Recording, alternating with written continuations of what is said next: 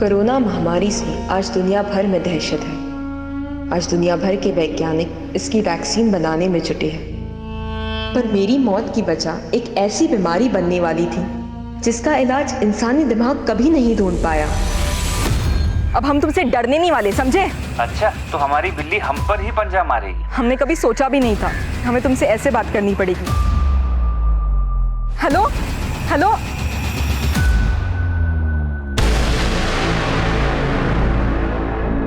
नमस्कार, आदाब। Crime petrol सतर्क के आज के इस एपिसोड में मैं अनूप सोनी आप सबका स्वागत करता हूं। पूरी दुनिया, पूरी मानव जाति इस कोरोना के संकट से जूझ रही है, लेकिन हमारा देश कोरोना के अलावा कई और वायरसेस से भी जूझ रहा है, जैसे कि अंधविश्वास, पाखंड, जातिवाद, अन्याय, गरीबी और महिलाओं पर अत्याचार। ये सब ऐसे वायरस हैं जो धीरे धीरे हमारे समाज को बीमार करते जा रहे हैं। महिलाओं पर अत्याचार करने वाला वायरस, जो कि सबसे खतरनाक वायरस है, इसने महिलाओं के अस्तित्व को ही कटघरे में लाकर खड़ा कर दिया है। और इसी वायरस के कारण महिलाओं को आए दिन महिला होने की सजा भुगतनी पड़ती है। आज का ये केस इसी वायरस से जुड़ी एक कहानी है।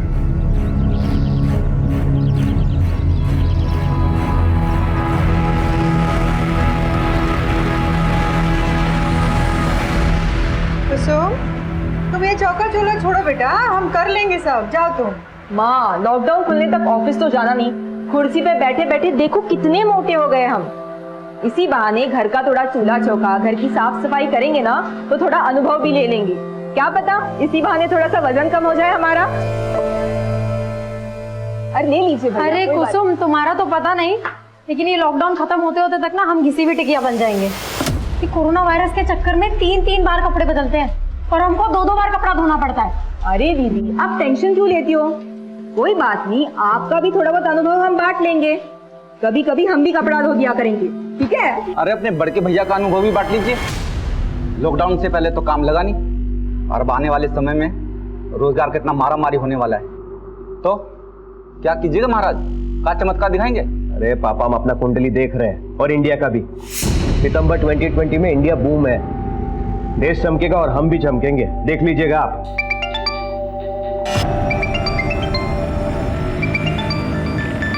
पापा, हम अभी आते हैं। हाँ,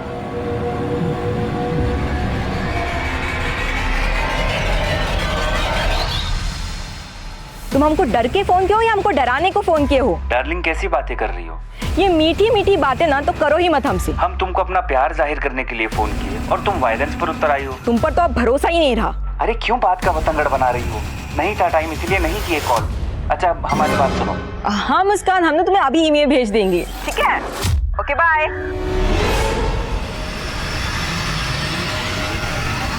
किससे बात कर रही थी? कुछ नहीं भैया, वो हमारी कलीग का फोन था, ऑफिस के कुछ काम से फोन किया था। अच्छा, तो वर्क फ्रॉम होम। हाँ भैया, ये अनुभव भी बड़े कमाल का होता है। अगर आपका जॉब होता तो आपको भी पता चलता।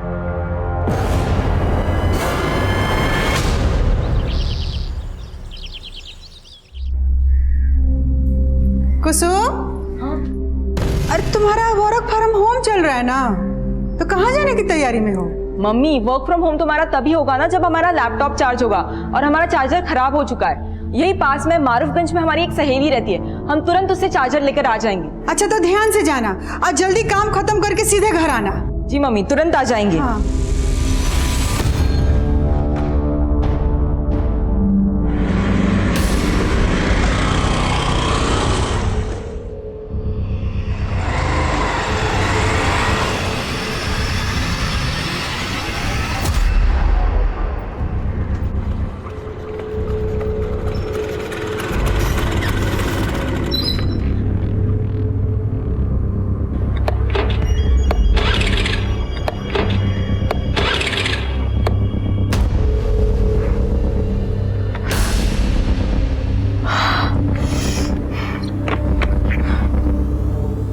क्या हुआ मैडम? कोई समस्या है तो हमको बताइए ना। हेलो। हाँ शीतल दीदी, वो हमारी स्कूटी खराब हो गई है। स्कूटी खराब हो गई? अच्छा, अभी कहाँ हो तुम? वो यहाँ अनीसाबाद के यहाँ पे। पर कुसुम, तुम तो मारूफगंज जाने वाली थी ना, तुम्हारी स्कूटी अनीसाबाद में कैसे खराब हो गई? वो हमको फुलवारी शरीफ में 2 मिनट का काम था, सोचा वो भी निपटा ले। और वैसे भी अभी लॉकडाउन के चलते कहीं बाहर जाना तो होता ही नहीं है। तो बबलू भैया है ना, वो तुम्हारे पीछे ही निकले थे। एक बार उनको फोन करो, क्या पता वो तुम्हारे आसपास ही हो। बबलू भैया हमारे पीछे निकले थे? हाँ। अच्छा तुम रुको, हम बबलू भैया को फोन करके बोलते हैं, वो तुम्हें अनीसाबाद से पिक कर लेंगे। हाँ ठीक है, चलेगा।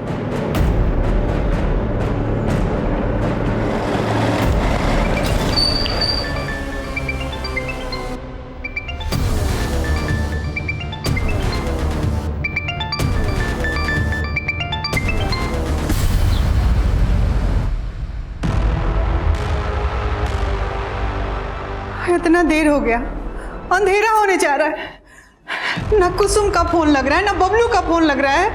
हाँ, हमको चिंता हो रहा है। गली मोहल्ला पूरा सून हो गया है। अरे मम्मी घबराइए मत, उन दोनों का फोन का बैटरी खत्म हो गया होगा। अरे तो दोनों का बैटरी एक ही साथ खत्म हो जाएगा।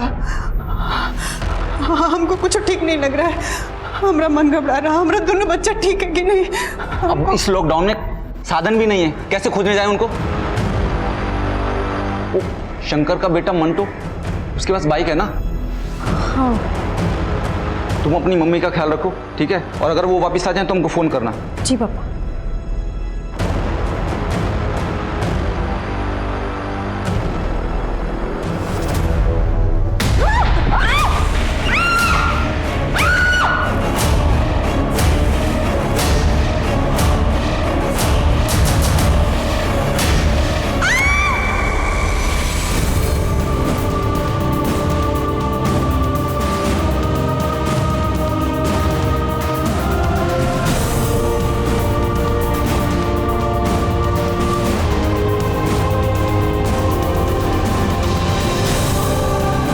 कोरोना वायरस की पहले लॉकडाउन की रात में जब पूरे देश में कर्फ्यू था, तब एक परिवार के 2 भाई बहन कुसुम और बबलू लापता थे। उनके पिता रामनाथ उनको ढूंढने की नाकाम कोशिश कर रहे थे और उनकी मां दुर्गा और बहन शीतल सकते में थे। और सुबह होते होते पुलिस भी बबलू और कुसुम की तलाश में जुट गई। जब आप लोग को मालूम है कि शहर में लॉकडाउन लगा हुआ है, बाहर नहीं निकलना है, तो कुसुम को रुकना चाहिए था ना। सर वो कुसुम के लैपटॉप का चार्जर खराब हो गया था, वो मारूफगंज अपनी सहेली से चार्जर लेने के लिए ही गई थी। किस सहेली से? ये तो हम नहीं जानते। अच्छा, कुसुम तो मारूफगंज गई थी, तो यहाँ अनीसाबाद कैसे आई? यही बात हम भी कुसुम से फोन पे पूछे थे। पर कुसुम तुम तो मारूफगंज जाने वाली थी ना, तुम्हारी स्कूटी अनीसाबाद में कैसे खराब हो गई? वो हमको फुलवारी शरीफ में 2 मिनट का काम था, सोचा वो भी निपटा ले। अच्छा तुम रुको, हम बबलू भैया को फोन करके बोलते हैं, वो तुम्हें अनीसाबाद से पिक कर लेंगे। हाँ ठीक है, चलेगा।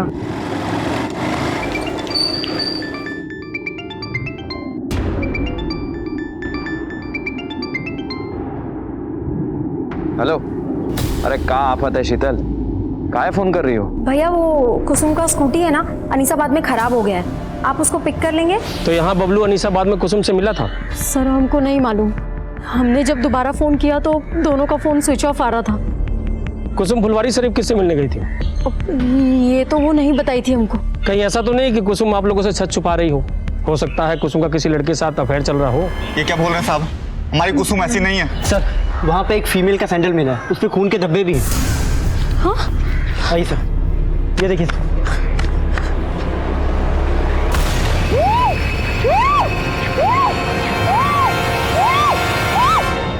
ये तो कुसुम का ही सैंडल है। सर ये सब देख के तो लग रहा है कि यहाँ पे कुसुम के साथ जरूर कुछ गलत हुआ। माना कि सबूत मिला है, लेकिन कुसुम का स्कूटी यहाँ पे खराब हुआ था, तो क्या कुसुम स्कूटी समेत गायब हो गई? उसका भाई बबलू वो बाइक समेत गायब है। ऐसे कई सवाल थे जिनके जवाब कुसुम और बबलू के घर वालों से भी नहीं मिले थे। जैसे कि कुसुम घर से निकली थी मारूफगंज जाने का कहकर। यही पास में मारूफगंज में हमारी एक सहेली रहती है, हम तुरंत उससे चार्जर लेकर आ जाएंगे। तो क्या मारूफगंज में कुसुम की कोई सहेली थी, या फिर घर से बाहर निकलने के लिए उसने अपने परिवार वालों से झूठ बोला था? हमको फुलवारी शरीफ में 2 मिनट का काम था। तो फुलवारी शरीफ में ऐसा कौन था जिससे कुसुम मिलने वाली थी? और सवाल यह भी था कि क्या उस शाम कुसुम और बबलू मिले थे, और अगर मिले थे तो फिर गायब कहां हो गए, और अगर नहीं मिले थे तो उनके इस तरह से अचानक गायब हो जाने के पीछे आखिर क्या कहानी थी? सवाल कई थे और जवाब ढूंढने के लिए मारूफगंज से लेकर फुलवारी शरीफ और अनीसाबाद के कई इलाकों में छानबीन शुरू की गई। कुसुम और बबलू के दोस्तों, पड़ोसियों और रिश्तेदारों से भी सवाल जवाब किए जा रहे थे।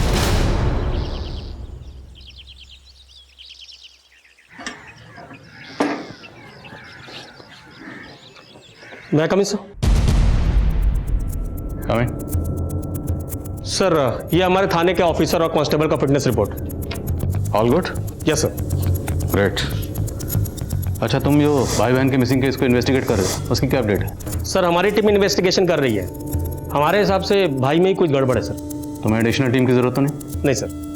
फिर भी अगर जरूरत हो बता देना। सर मामूली केस है, वैसे भी लॉकडाउन मैनेजमेंट में आपको ज़्यादा बड़ी टीम का जरूरत है सर। क्यों कह रहे हैं? सर डीएम सर के पास जाने का टाइम हो गया।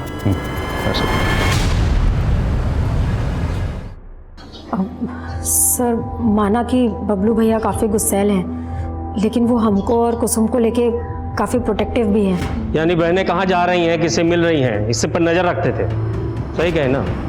हाँ सर। सर एक बात और बताना था। उस दिन हमने भैया को किसी से फ़ोन पे बात करते सुना था। बबलू से मिलने का वजह मत पूछा कर, समझा? चल आके मिल, किसी को पीटने का प्लान बना है। इस लॉकडाउन में दारू का इंतजाम भी करेंगे तुम्हारे लिए। आ जाओ। चल। आपको तो ये नहीं पता कि कुसुम मारूफगंज किससे मिलने गई थी या फुलवारी शरीफ किससे मिलने जा रही थी, और अब आप बता रही हैं कि बबलू किसी को पीटने के लिए गया था। तो अब इसका क्या समझे हम कि कुसुम ने बबलू को गायब कर दिया कि बबलू ने कुसुम को गायब कर दिया? बस कीजिए सर, हमारा बेटा बेटी 2 दिन से गायब है। आप कुछ बोले जा रहे हैं। ये नहीं कि हमारा बच्चा लोग को आप खोजे ढूंढे कि कहाँ है, कौन हाल में। शीतल के बयान के बाद पुलिस बबलू को जानने वाले हर दोस्त, हर जानकार से मिल रही है। और फिर भाई बहन के कॉल रिकॉर्ड्स में नए समीकरण सामने आए। सर बबलू के दोस्तों से ये नहीं पता चल रहा है कि वो उस शाम किसको पीटने वाला था, लेकिन सर बबलू और कुसुम दोनों के फोन उस शाम अनीसाबाद में एक साथ ही बंद हुए थे। यानी दोनों भाई बहन उस शाम मिले होंगे। लेकिन सर दोनों भाई बहन के एक साथ गायब होने की कहानी कुछ समझ में नहीं आ रही। और सर कुसुम के कॉल रिकॉर्ड में एक सस्पिशियस नंबर भी मिला है जो उस शाम फुलवारी शरीफ में ही एक्टिव था, और उसकी बहन ने बताया कि वो उस शाम फुलवारी शरीफ में किसी से मिलने वाली भी थी। किसका नंबर है? Sir number 89। सर ये नंबर मनेर के एड्रेस पर रजिस्टर है और उसी शाम से बंद है जब से कुसुम और बबलू दोनों गायब हुए हैं। ये आप क्या कह रहे हैं सर? हम सच कह रहे हैं, हम किसी कुसुम बबलू को नहीं जानते। जानते नहीं हो तो कुसुम को फोन काहे करते थे? सर जब जानते ही नहीं तो हम क्यों फोन करेंगे सर? ये देख तेरे कॉल रिकॉर्ड, इसमें साफ दिख रहा है कि तू कुसुम से कई बार फोन पे बात करता था। अफेयर चल रहा था ना कुसुम के साथ तेरा? बता कहाँ है, बुलाया उसे फुलवारी शरीफ में? सर हम कभी फुलवारी शरीफ गए ही नहीं। और सर जिन कॉल रिकॉर्ड्स की आप बात कर रहे हैं सर, ये हमारा पुराना नंबर है। घुमा रहा है हमें। अरे याद दिलाओ इसे सब। आप लोगों ने बताया कि कुसुम का किसी के साथ अफेयर नहीं था, लेकिन कुसुम लगातार इस नमन नाम के लड़के के साथ फोन पे टच में थी। आप लोग जानते हैं इस लड़के को? नहीं सर, हम नहीं जानते। सर जी वो नमन तो वहीं का वहीं पर है। इस लड़के की डिटेल निकालो। जी सर, पर सर ये भी तो हो सकता है कि वो सच बोल रहा हो और कोई और हो जो उस फोन नंबर का गलत इस्तेमाल कुसुम को फुसलाने के इरादे से कर रहा हो। लेकिन हमें बबलू का एंगल भी देखना होगा, क्योंकि उसके जैसे भाई को ये बिल्कुल गवारा नहीं होगा कि कोई लड़का उसकी बहन से इतनी बात करे। हो सकता है इसी गुस्से में उसने कुसुम को गायब किया और अब खुद गायब है। सर अनीसाबाद में जंगल के पास एक लड़की की लाश मिली है।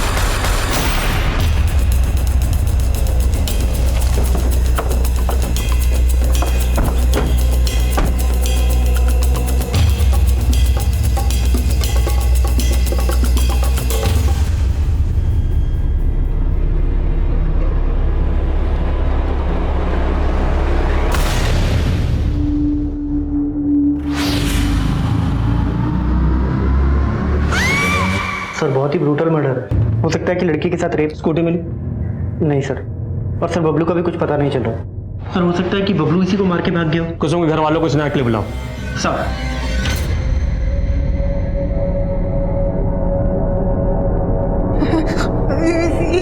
हमारी बेटी नहीं, हमारी बेटी। लाश का चेहरा पहचानना काफी मुश्किल है, लेकिन हमें बॉडी पर ये कपड़े मिले। क्या ये कपड़े कुसुम के?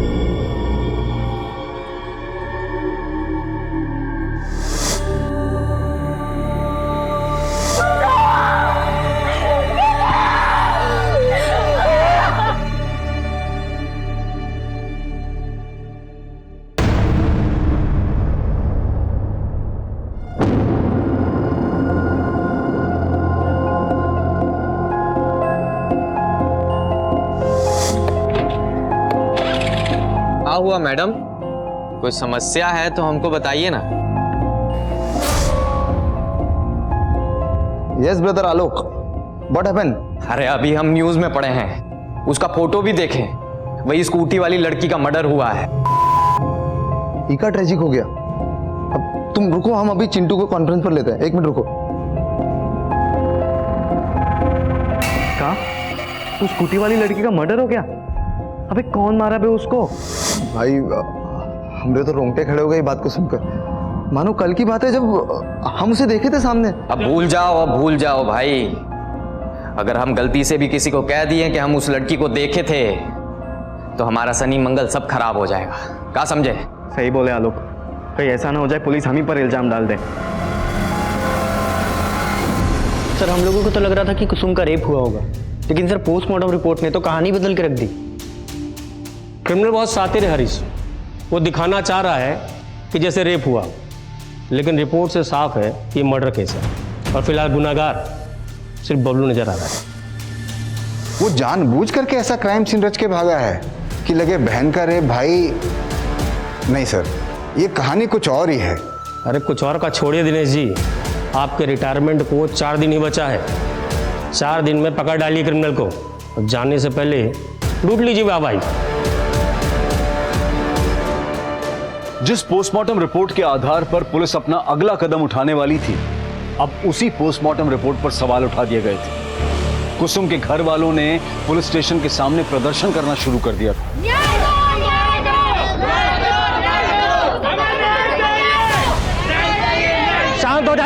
शांत हो जाइए। देखिए कुसुम का पोस्टमार्टम कराने से रिपोर्ट बदल नहीं जाएगा। आप लोग तमाशा बंद कीजिए, हमारा सहयोग कीजिए। मीडिया इस मुद्दे को लगातार रिपोर्ट कर रहा था, जिसके बाद थाने के सीनियर पुलिस ऑफिसर को इस केस का संज्ञान लेना पड़ा, जो उस वक्त लॉकडाउन से संबंधित ड्यूटी में व्यस्त थे। राजेश्वर, मालूम है ना गैदरिंग अलाउड नहीं है, फिर ये सब क्या है? सर वो मैं इन लोग को मना करता है। साहब हमें न्याय चाहिए। हमारे बेटे को ठीक से ढूंढा नहीं जा रहा है और हमारी बेटी के साथ कुछ गलत हुआ है। ये लोग कह रहे हैं कि पोस्टमार्टम में सिर्फ मर्डर आया है। साहब आप एक बार आप लाश को देखिए, आप खुद समझ जाएंगे कि उसके साथ कुछ गलत हुआ है। आपकी क्या मांग है हमें मालूम है, हम कार्रवाई करेंगे, लेकिन आप माहौल तो देखिए, इतनी भीड़ लगा के भीड़ हटवाइए यहाँ से। साहब हमको आपसे आश्वासन चाहिए कि पोस्टमार्टम दोबारा होगा और हमारे बेटे को ठीक से ढूंढा जाएगा। मैं आपको यकीन दिलाता हूँ, कानून के दायरे में रहकर जो कार्रवाई बनती है हम करेंगे। ठीक है, अब भीड़ हटवाइए। राजेश भीड़ हटवा। चलिए हटिए आप लोग, हटाओ सबको। चलिए हटिए प्लीज, चलिए। संभाल लोगे, मैं टेंशन ना लूँ। ये संभाला? सर हम लोग पूरा डेडिकेशन के साथ जांच कर रहे हैं सर। जो भी जांच हुई है स्टडी की है मैंने। सबसे पहले वो लड़की क्या नाम है? कुसुम। उसका दोबारा से पोस्टमार्टम करवाना होगा। हरीश बॉडी को दोबारा पोस्टमार्टम के लिए भेजवा। सर और वो लड़की कुसुम उस दिन फुलवारी शरीफ में जिस लड़के से मिलने जा रही थी, वो नमन अवस्थी था? सर वो कोई दूसरा ही लगता है, क्योंकि नमन अवस्थी के खिलाफ हमें कुछ नहीं मिला है और नमन लगातार कह रहा है कि वो नंबर उसके नाम पर रजिस्टर्ड तो है, लेकिन उससे वो इस्तेमाल नहीं करता। तो उस नंबर के कॉल रिकॉर्ड से निकलवाए होंगे? सर टेलीकॉम कंपनी में रिक्वेस्ट भेजे हैं, लेकिन अभी तक आया नहीं है लॉकडाउन की वजह से। लेकिन सर हमें बबलू पे ज़्यादा शक है। जब तक सबूत ना हो कोई भी एंगल महज एक थ्योरी होता है, उससे ज़्यादा कुछ नहीं। और अगर बबलू पे इतना ही शक था तो उसे ढूंढा क्यों नहीं अभी तक? बबलू क्या, तुम कुसुम की स्कूटी तक नहीं ढूंढ पाए? सर वो लॉकडाउन की वजह से। और सर दिनेश जी भी आज ही रिटायर हो रहे हैं सर। अरे हाँ दिनेश जी सर। दिनेश जी आज तो आप रिटायर होने वाले हैं। सर इमरजेंसी का वक्त है, जब तक ये केस सॉल्व नहीं हो जाता तब तक हम ड्यूटी पर ही रहते हैं। अरे नहीं दिनेश जी, आपने बहुत योगदान दिया है और बाकी टीम है ना, हम संभाल लेंगे, आप आराम कीजिए। Thank you sir. अरे वाह दीदी, आज बड़ी कमाल लग रही हो। ऐसी ही चली जाओ नीरज जी के सामने। कुछ भी बोलती हो तुम, पागल। अरे शादी करनी जा रही हो और वो भी घर वालों की मर्जी से, काहे शर्मा रही हो? नहीं वो बात तो नहीं है, पर जब भी हम अपना शादी का बात सुनते हैं ना तो पापा का उदास चेहरा सामने आ जाता है। पता नहीं इतना सारा खर्चा कैसे उठा पाएंगे। अरे दीदी काहे टेंशन ले रही हो, हम 1-1.5 लाख तक जोड़ रखे, दे देंगे पापा को।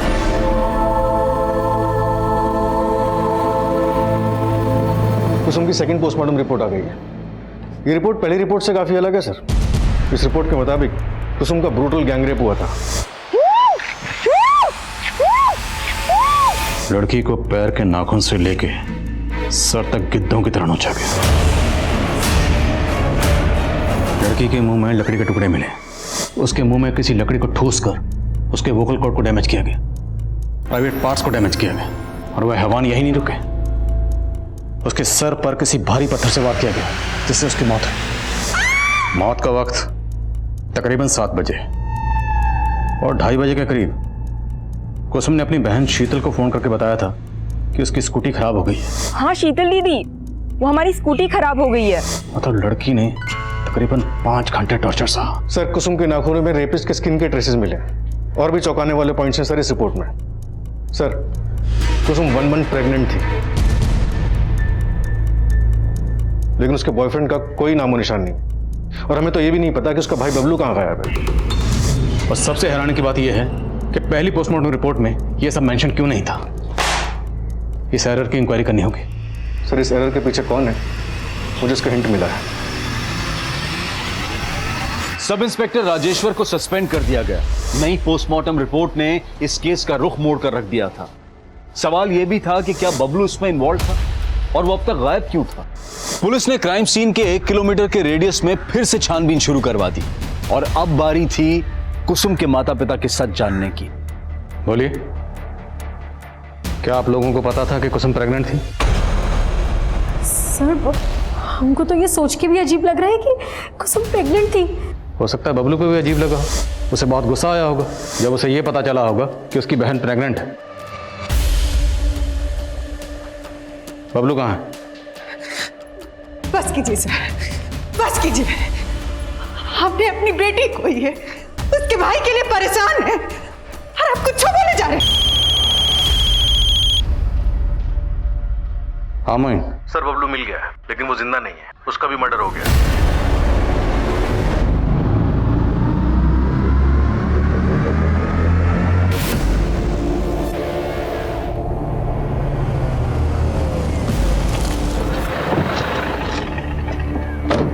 सर लाश के पास कुसुम की स्कूटी और बबलू की बाइक भी मिली है। सब कुछ झाड़ियों से पूरी तरह से छुपाया गया था।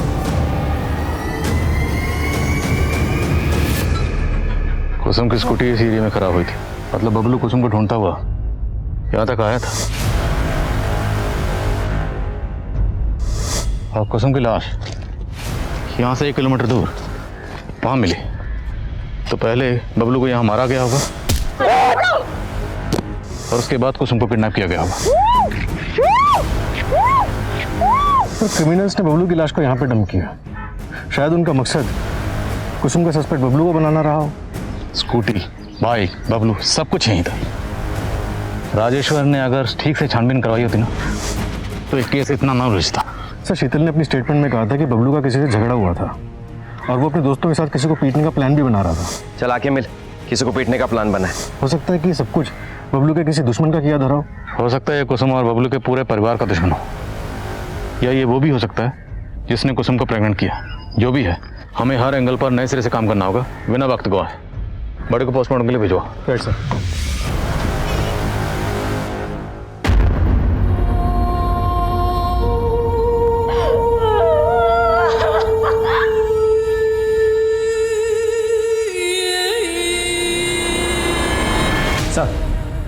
सर नमन के कॉल रिकॉर्ड्स में एक विमल चौधरी नाम के लड़के का नंबर मिला है। सर नमन और विमल दोनों का नंबर उस दिन फुलवारी शरीफ में एक्टिव था जहां कुसुम जाने वाली थी। सर ये विमल, लेकिन सर ये इस वक्त जेल में है।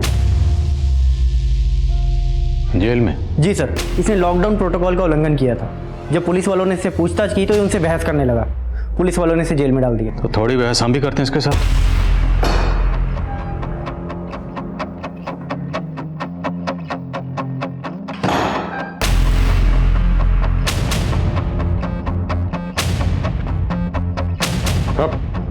मास्क लगा। साहब हम किसी कुसुम को नहीं जानते, वो मुझे फुलवारी शरीफ में अंकुश ने बुलाया था। कौन अंकुश? विमल जल्दी से फुलवारी शरीफ पहुंचो। फुलवारी शरीफ? अरे लेकिन बात क्या है? सब अंकुश बोला वहाँ एक लड़की को डराना धमकाना, तो बस हम वहाँ पहुँच गए। उसका फोन भी बंद आ रहा है, पता नहीं कहाँ मर गई। साहब वहाँ वो लड़की आने वाली थी, वो आए नहीं तो हम दोनों चले गए।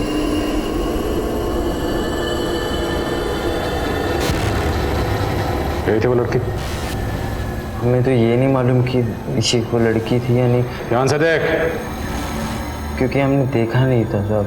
जिस लड़की का तुम लोगों ने रेप किया, जिसका कत्ल किया, तुम लोगों को ये नहीं पता कि वो लड़की कौन थी।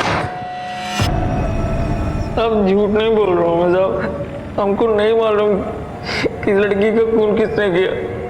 बेशक अंकुश ने किया होगा तो हमको मालूम नहीं साहब। कहाँ मिलेगा ये अंकुश?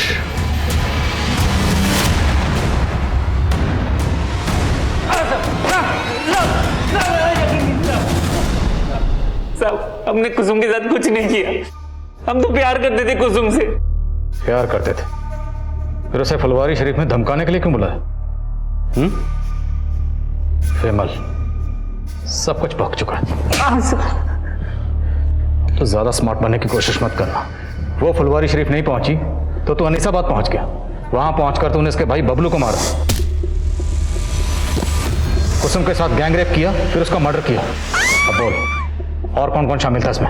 हमारे यकीन कीजिए हमने कुछ नहीं किया, हम तो बस उसे समझाना चाहते थे कि वो हमें भूल जाए। तेरा अफेयर था ना उसके साथ? इसे प्रेग्नेंट भी तुमने किया था?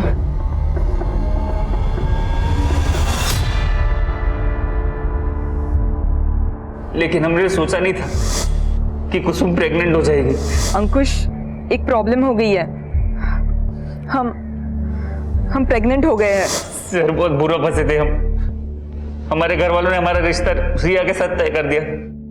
वैसे दिखने में कुसुम ज्यादा अच्छी थी, लेकिन रिया अपने बाप की इकलौती, बहुत पैसा है उसके पास, इसलिए कुसुम को रास्ते से हटा दिया, और उसके भाई बबलू को भी। नहीं साहब, हमने कुछ नहीं किया, हमारा यकीन कीजिए। प्लानिंग तो बहुत लंबी की थी तुमने, और अब तो बहुत लंबा फंसेगा। नमन नाम के लड़के के सिम से तो कुसुम को फोन करता था ना? नहीं सर। वो सिम कहां से आया तेरे पास? सर वो सिम कहां से आया तेरे पास? सर नमन हमारे हॉस्टल में था, हमने तभी उसका सिम रख लिया था। तो ये नमन भी तुझे बचा रहा था, ये भी शामिल है इसमें? हमने कुछ नहीं किया सर, हमारा यकीन कीजिए सर, हमारा यकीन कीजिए।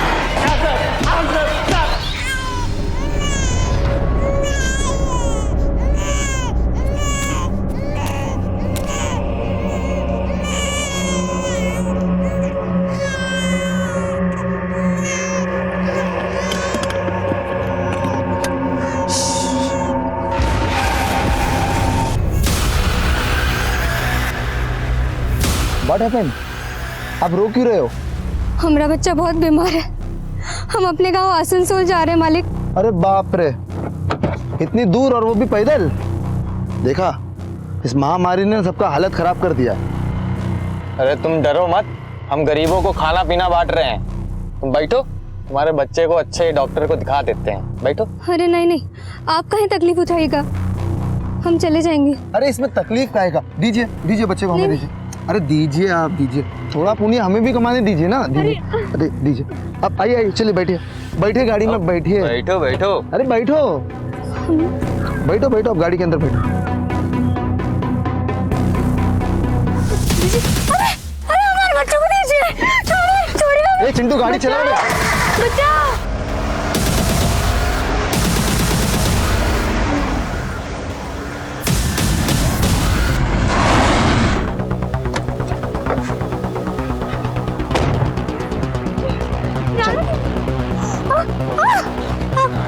हमको छोड़ दीजिए। नहीं।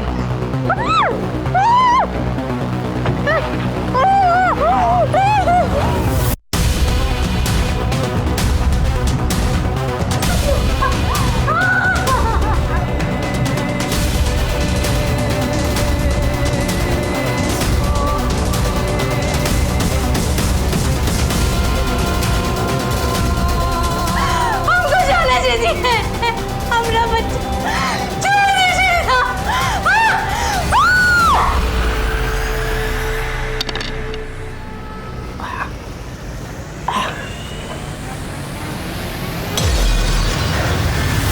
इसे कहते हैं MO, मोडस ऑपरेंडी। अब पुलिस को यही लगेगा कि ये क्राइम भी उस लड़की कुसुम के किलर ने ही किया है। साला सीखो बे हमसे कुछ। अरे जल्दी चलो अब यहाँ से, और कुछ दिनों तक अंडरग्राउंड हो जाओ। ये एमओ वेमो कुछ बाद में देखेंगे।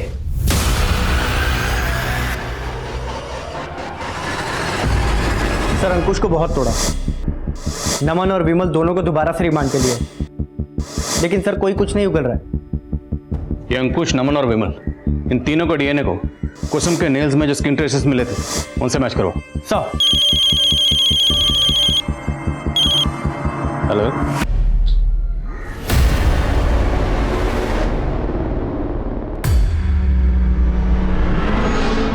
अगर तुम दोनों इस जुगाड़ में हो कि कुछ माल मटेरियल मिल जाएगा तो ऐसा कुछ नहीं होने वाला। अरे बेरोजगार है हम, कुछ नहीं है हमारे पास। हाँ भैया, लेकिन एक बार पॉकेट में हाथ तो डालिए, क्या पता कुछ मिल जाए। अरे काहे रक्षाबंधन के दिन हमारी इज्जत निकाल रही हो? देखो ना, ये देखो हमारे पॉकेट में कुछ नहीं।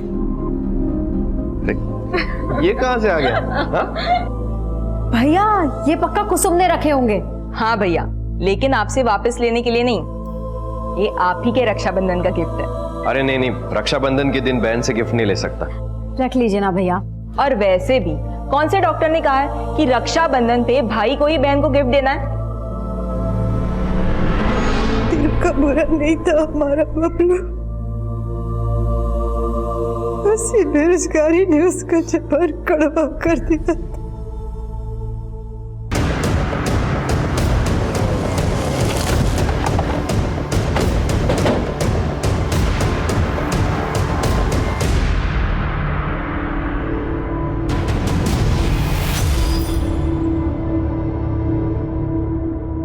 सर कुसुम की लाश भी हमें इसी तरह मिली थी।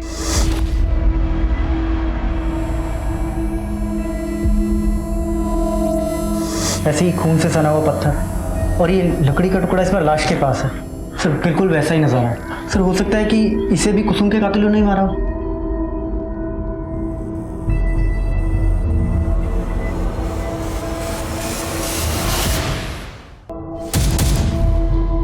हो सकता है इसके हाथ पैर उस रस्सी से बांधे गया। कुसुम के हाथ पैर पे भी इसी तरह के निशान थे। कुसुम की बॉडी के पास कोई रस्सी मिली थी? नहीं सर, कोई रस्सी नहीं मिली। आसपास चेक करो, सब जगह चेक करो। सब।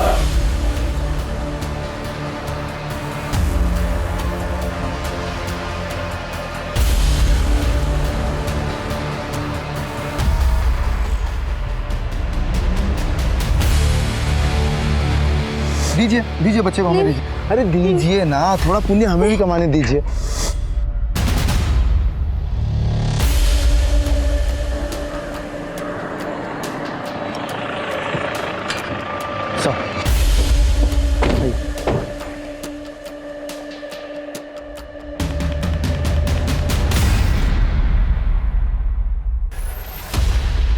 सर ये मोबाइल भी मिला यहाँ पे। ऑन करो, देखो किसका। सर चेक किए, ऑन नहीं हो रहा, शायद बैटरी डेड है। चार्ज करवाओ, देखो किसका। सर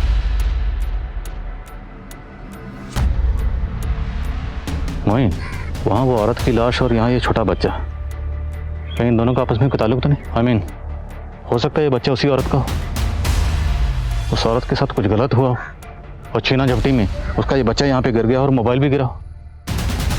एक काम करो, हाईवे पे आजकल इतनी गाड़ी तो होती नहीं, इतनी आम दिनों में होती थी।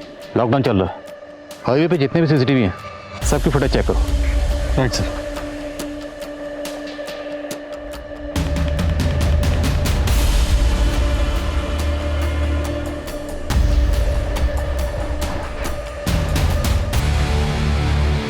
सर ये मोबाइल एक नीलम नाम की औरत का है जो एक माइग्रेंट लेबर है। मेरी उसके घर वालों से बात हुई है, वो अपने बच्चे के साथ पैदल आसनसोल के लिए निकली थी। मतलब बच्चा उसी औरत का था। फैमिली को शिनाख्त के लिए बुलाओ।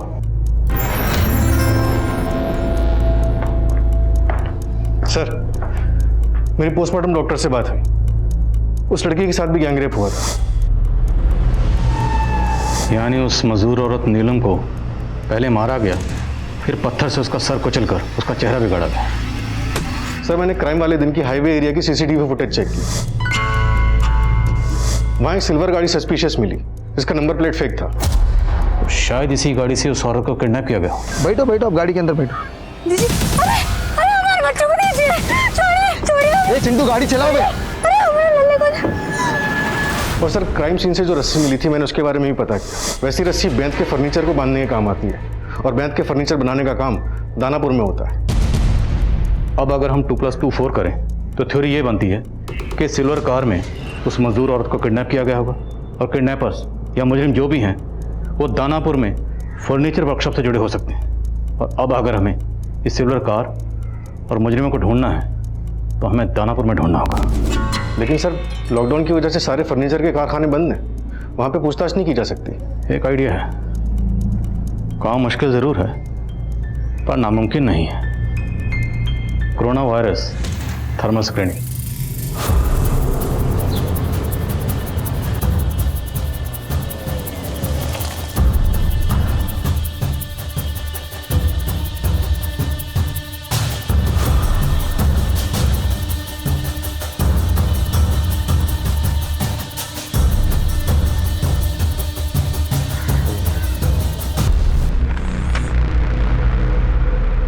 अरे साहब आप? दिनेश जी, आप तो शास्त्री नगर में रहते हैं, फिर यहाँ दानापुर में? साहब यहाँ दानापुर में भी हमारा अपना घर है। वो हम प्लान किए थे कि रिटायरमेंट के बाद यहीं आके रहेंगे, इसलिए यहाँ आ गए। लेकिन साहब ये पीपी किट। हरीश है। अरे हरीश कैसे हो? बढ़िया। तो साहब ये कोरोना ड्यूटी में ये थर्मल स्क्रीनिंग का ड्यूटी भी पुलिस को ही दे दी है क्या सरकार? दिनेश जी, आपको कुसुम मर्डर केस याद है? हाँ सर याद है। कोई है शहर में जो लड़कियों को अपना शिकार बना रहा है और हमें पूरा शक है कि वो इसी एरिया का है। साहब यहाँ दानापुर से? जी, और हमें ये भी खबर लगी है कि जो भी है वो सिल्वर रंग की गाड़ी इस्तेमाल करता है। क्या बात है चिंटू, इतना अर्जेंट में काहे बुलाया हो? यार पुलिस को पक्का हमारे बारे में सब कुछ पता चल चुका है। पता चल गया? लेकिन कैसे? अरे वो इंस्पेक्टर मिला था पापा को, कह रहा था कि हाईवे वाले कान में किसी सिल्वर कलर की गाड़ी का इस्तेमाल हुआ है। आज एक खबर सुनकर दिल दहल गया है। एक मजदूर लड़की 500 किलोमीटर पैदल चल के अपने गांव जा रही थी। बेंत की रस्सी से बांधकर उसको अगवा कर लिया, बलात्कार किए, फिर मार कर फेंक दिए कुछ हैवान। और देखिएगा पापा, इस बार भी कोई पकड़ा नहीं जाएगा। पुलिस के बस की बात ही नहीं है ये। इंस्पेक्टर साहब मिले थे आज हमको, और हमको लगता है कि वो जानते हैं कौन लोग हैं इस कांड के पीछे। कोई सिल्वर रंग की गाड़ी को ढूंढ रहे हैं वो। लेकिन हमने तो हमारी सिल्वर गाड़ी का नंबर प्लेट ही गलत लगवाए थे हम, फिर कैसे पता चल गया? देखो पुरानी बातों को छोड़ो, अब सोचो आगे क्या करना है यार।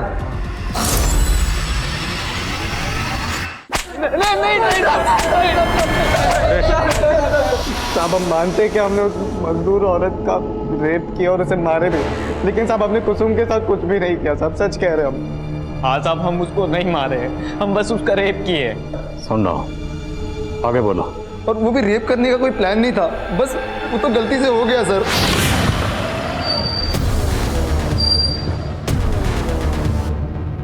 भैया आप कहाँ जा रही थी? भैया वो फुलवारी शरीफ में हमारी एक कलीग रहती है ना, बस झूठ बोलने लगी हो ना तुम हमसे। अब एक नहीं सुनेंगे, बहुत हो गया तेरा। आवाज नीचे करके बात कीजिए। तेरी आवाज सब ऊपर नीचे कर देंगे हम। बहुत पर लग गया ना तेरे। या लड़की को है कुछ प्रॉब्लम है? कब है?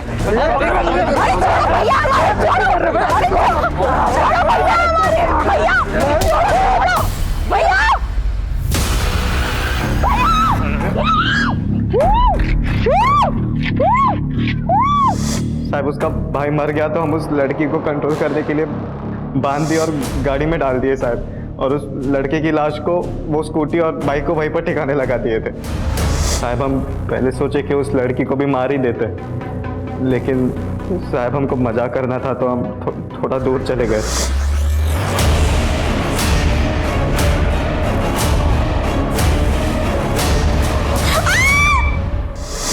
साहब हम सोचे कि वो खुद ही तड़प तड़प के मर जाएगी। लॉकडाउन में उसे कौन देखता था? कुसुम को हमको पत्थर से नहीं मारे थे सर, उस मजदूर औरत को जरूर पत्थर मार के उसका चेहरा बिगाड़ा था सर हम लोग ने।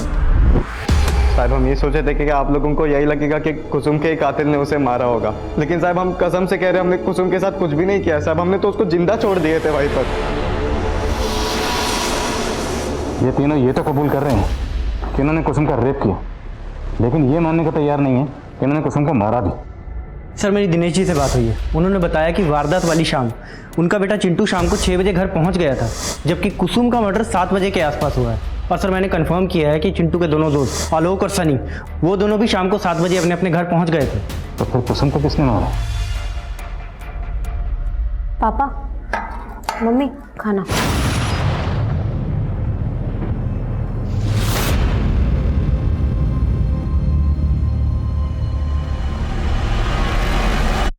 चलिए रामनाथ जी, चलते हैं। मंटू, वही मंटू जिसके साथ आप उस दिन कुसुम को ढूंढने गए, उस मंटू ने हमें कुछ बताया।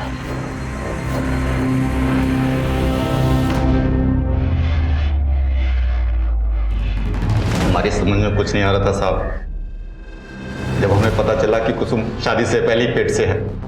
अंकुश, एक प्रॉब्लम हो गई है, हम प्रेग्नेंट हो गए हैं। हमारे पैर तलों की जमीन निकल गई। हमने किसी से कुछ नहीं बोला सिवाय बबलू के। हमने कल्पना भी नहीं की थी कुसुम हमारा मुंह काला कर देगी। तो अब क्या करेंगे आप? धृतराष्ट्र की तरह जाएंगे या गांधारी की तरह अपनी आंखों पर पट्टी बांध लेंगे? नहीं, हम ये बर्दाश्त नहीं करेंगे। बबलू से मिलने का वजह मत पूछा कर, समझा? चल आके मिल, किसी को पीटने का प्लान बना है। हमरे कहने पर बबलू ने पहले ही प्लान बना लिया था। उस रोज कुसुम जब सहेली से चार्जर का बहाना करके निकली तो हम समझ गए ये उसी लड़के से मिलने जा रही है। हमने पीछे से बबलू को उसके पीछे लगा लिया, लेकिन उसके बाद बबलू का कुछ अता पता नहीं चल रहा था। हम मंटू के साथ उसे खोजने गए। बबलू तो नहीं दिखा, लेकिन कुसुम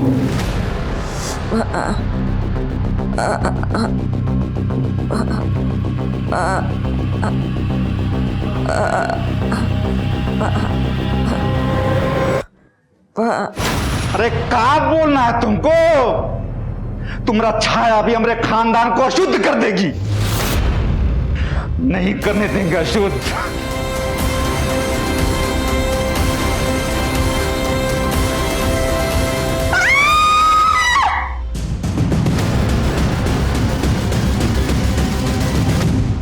हमने मंटू से विनती की और इतना ही बोला कि उसका रेप हुआ था, समाज उसे नहीं अपनाता। कैसे बाबू? बेटा अगर कैसा भी हो तो चलेगा, और बेटी, वो बेटी जिसे किसी ने धोखे से गर्भवती बना दिया, वो अशुद्ध हो गई। अशुद्ध वो नहीं, अशुद्ध तुम जैसे लोगों की सोच है।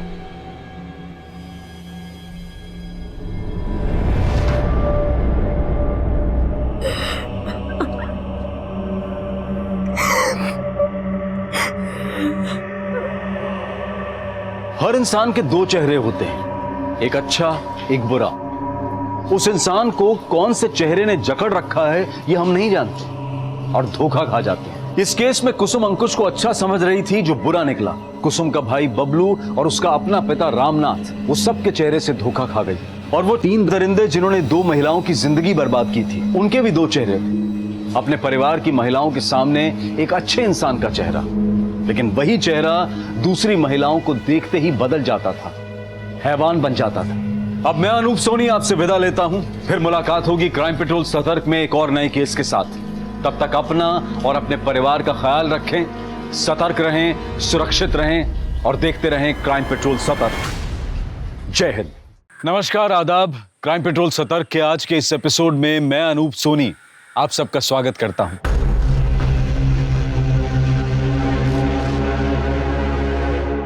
हेलो, बात कर सकते हैं क्या अभी?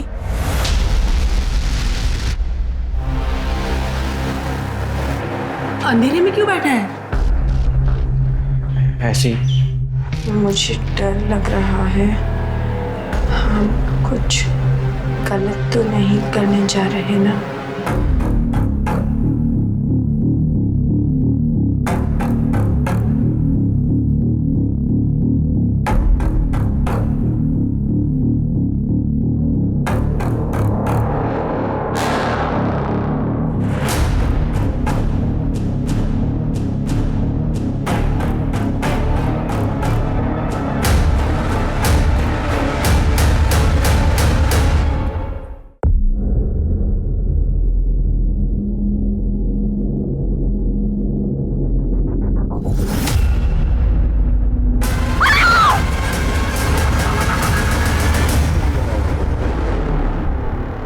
जवानी वो जोश, वो जज्बा है जो किसी भी तरह की मुश्किल का सामना करने की हिम्मत रखती है। अपने सपनों को पूरा करने के लिए वो कुछ भी कर गुजरती है। लेकिन अगर ये जोश, ये शक्ति दिशा विहीन हो जाए तो ये अपनों के लिए और दूसरों के लिए घातक हो जाती है। घर से भागने वाला ये लड़का और ये लड़की कौन थे? दोनों के बीच में क्या संबंध था? और वो लड़की कौन थी जिसकी लाश कुएं में तैर रही थी? दो अलग अलग शहर और दो अलग अलग समय पर शुरू हुई ये कहानियां कुछ इस तरह मिली कि एक बेहद भयानक और दिल दहला देने वाला अपराध सामने आया।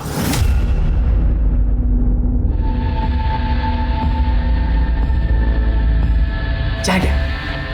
लीजिए चाय लीजिए। मनीषा रख दे और बैठ जाओ।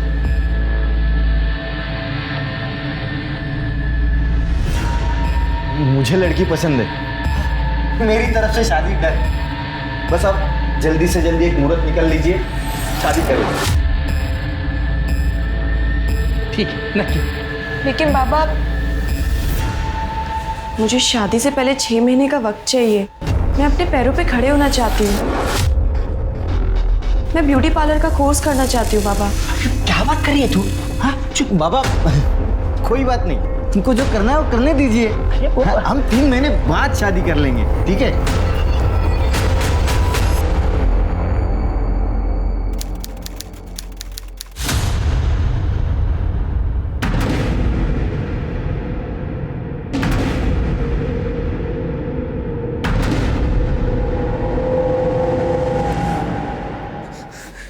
ये क्या कर रहा है?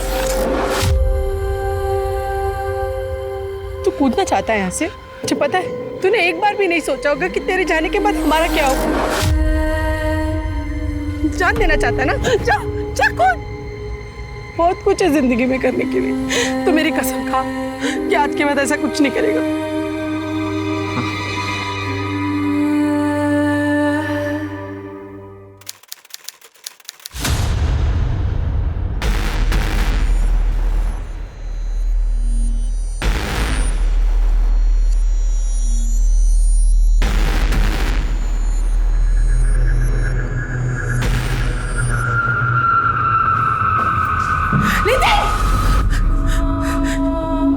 क्या कर रहे हैं? आई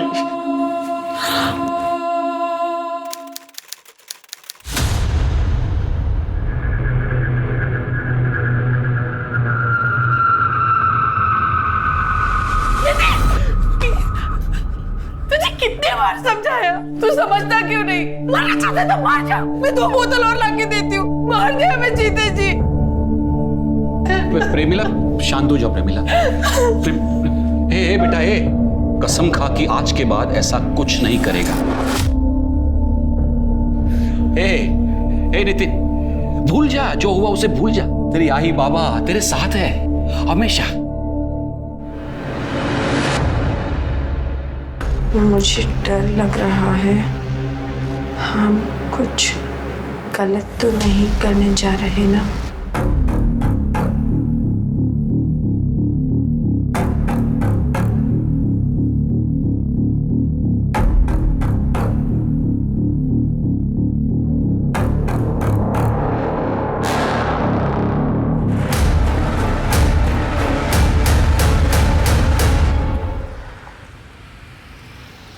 नितिन, नितिन, नितिन 8 बज गए, उठ जा बेटा। नितिन कब से आवाज लगा रही है, उठ जा। नितिन, क्या हुआ? सुबह सुबह क्यों चिल्ला रही हो बच्चे पे? इतना चिल्ला रही हूँ तो भी नहीं उठ रहा है। था मी बंद बगा।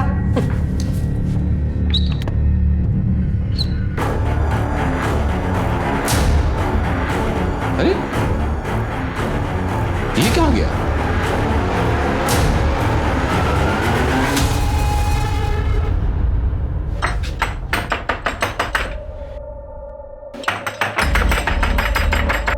कहाँ है वो?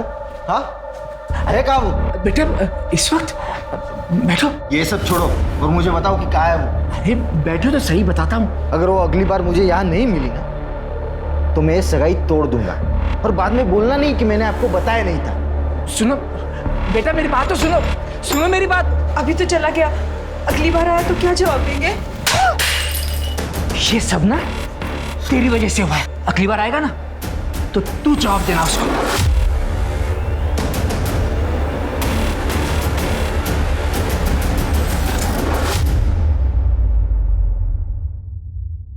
सर 4-5 घंटे हो गए हैं, वो आया नहीं है और उसका फोन भी बंद आ रहा है। देखिए सर, मैंने आपसे बाहर भी कहा था और अभी भी कह रहा हूँ, हम 24 घंटे से पहले उसकी मिसिंग कंप्लेंट नहीं दर्ज कर सकते।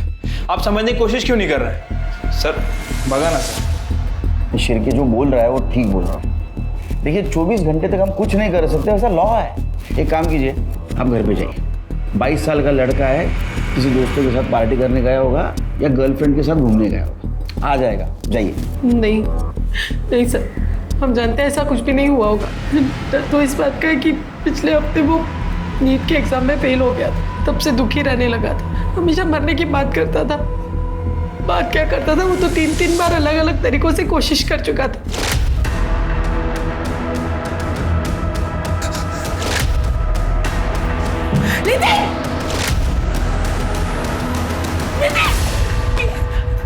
आपने उसको आखिरी बार कब देखा था? 10-10:30 के आसपास खाना खा के वो अपने कमरे में चला गया। मैं देर तक टीवी देखता रहा, फिर मैं भी सो गया। सर सुबह उठ के देखा तो वो अपने रूम में नहीं था।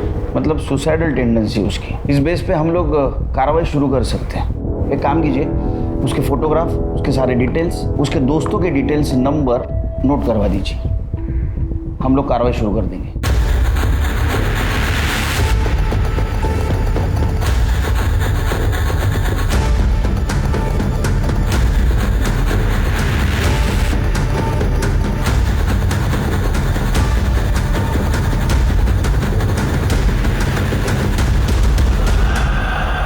सर नितिन के घर के बाहर एक दूध की डेयरी है। सर ये वहाँ का सीसीटीवी फुटेज है। ये नितिन अपने घर से 5:30 बजे निकलता है और थोड़ी दूर चलकर ये ऑटो में बैठकर वहाँ से चला जाता है। ये ऑटो का नंबर लो और आरटीओ से पता करो किसका है और इसके ड्राइवर नितिन को कहाँ ड्रॉप किया। ठीक है सर।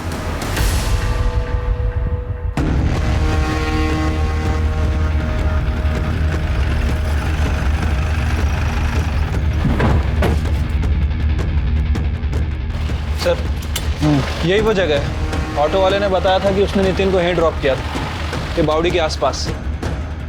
यहाँ क्या करने आया था? सर उनको बोला। मैडम एक मिनट इधर आइए। आप लोग भी आइए। सब आप लोग फिर से यहाँ पर? लाश को तो लेकर गए थे ना? लाश? आपका नाम? साहब मेघा कदम। सुबह जब मैं कुएं पर पानी भरने आई तब मैंने लाश देखी।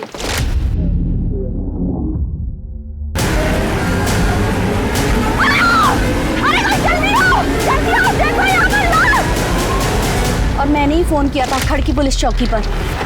आपको पक्का यकीन है वो लाश लड़की की थी? हो साहेब, सलवार कमीज पहनी थी, लंबे बाल थे, तो लड़की ही थी ना।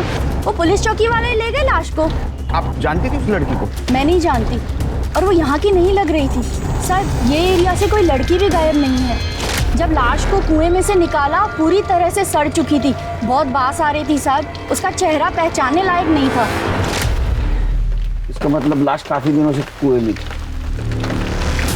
लाश इतने दिनों से कुएं में पड़ी थी, लेकिन उसको आज देखा आपने। सर वो कुएं का पानी आम्ही वापरत नहीं, तो घर पर नल है, लेकिन आज पानी की जरूरत थी तो कुएं के पास आई, तभी लाश देखी।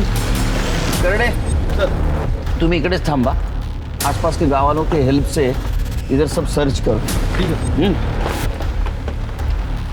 खड़की पुलिस स्टेशन। सर वो औरत तो सही कह रही थी, बॉडी तो पूरी तरह से सड़ चुकी है सर। चेहरा पहचानना इम्पॉसिबल है।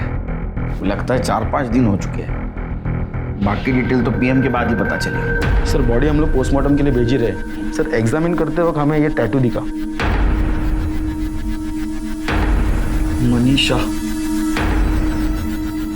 शायद इसका नाम है। यही नाम इसकी पहचान करने में हमारी मदद करेगा। हाँ तृप्ति,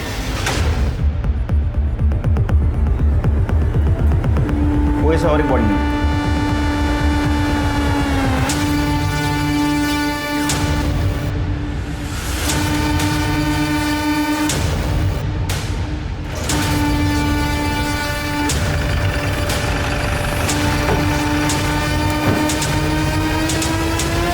लगता है इसने सुसाइड किया है। जैसा कि इसके माँ बाप को शक था, ये सुसाइड कर सकता है। फिर के पहले इस कुएं में एक लड़की की लाश मिली, अब इस नितिन की। जरूर इन दोनों में कुछ ना कुछ कनेक्शन है।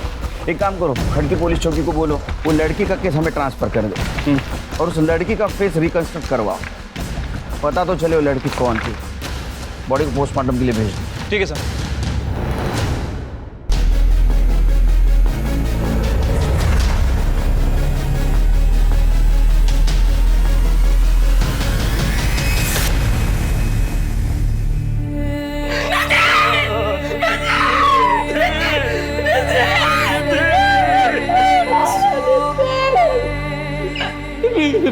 देखिए, नितिन की डेड बॉडी हमें कुएं के अंदर मिली थी।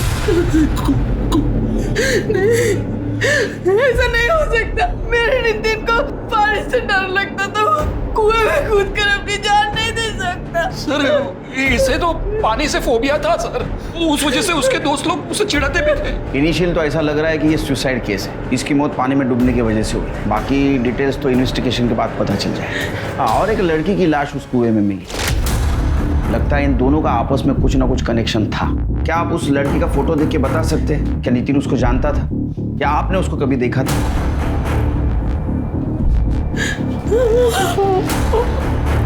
नहीं नहीं नहीं सर, इस लड़की को हमने कभी नहीं देखा है सर। इसकी लाइफ में कोई लड़की नहीं थी सर।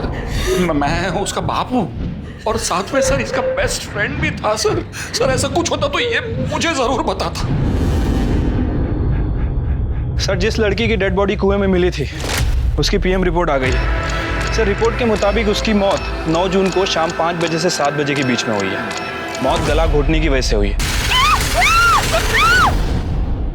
रस्सी या दुपट्टे जैसी किसी चीज से उसका गला घोटा गया। और सर, लड़की सेक्सुअली एक्टिव थी, लेकिन मौत से पहले उसके साथ ना तो रेप हुआ और ना ही कोई सेक्सुअल असॉल्ट। एक और अजीब बात सर, लड़की 2 महीने प्रेग्नेंट भी थी। क्या? चलिए एक काम करो, ये लड़की का फिटस नितिन के डीएनए से मैच करवाओ। इन दोनों बॉडीज में जरूर कोई ना कोई कनेक्शन होगा, इसलिए दोनों लाशें हमें उस कुएं में मिली। ठीक है सर। अच्छा, लड़की का चेहरा रिकंस्ट्रक्ट करने के लिए भेजा था, उसका कुछ अपडेट? नहीं सर, अभी तक तो उसके बारे में कोई खास इन्फॉर्मेशन नहीं मिली है। नितिन के कॉल डिटेल्स और mobile location? Sir, call record के हिसाब से तो नितिन क्लियर ही लग रहा है। सर, उसका फोन सुबह 6 बजे उसी जगह स्विच ऑफ हुआ था जहां में उसकी डेड बॉडी मिली थी। और सर, नितिन के कॉल रिकॉर्ड के हिसाब से उसके कॉल रिकॉर्ड में उसकी माँ और उसके प्रोफेसर के अलावा किसी भी लेडी का नंबर नहीं है। अब सर, एक बात समझ नहीं आ रही कि जब उसके फोन रिकॉर्ड में किसी लेडी का नंबर नहीं है तो इस लड़की का कॉन्टेक्ट में कैसे आया? और उसके माँ बाप के अकॉर्डिंग उसके पास सिर्फ एक ही फोन और एक ही सिम कार्ड था। सर, पिंपरी पुलिस स्टेशन से फोन आया था। वहाँ मनीषा तांबे नाम की एक लड़की की मिसिंग कंप्लेन दर्ज हुई है और जिसकी डिटेल्स कुएं से मिली डेड बॉडी से बिल्कुल मैच कर रही है।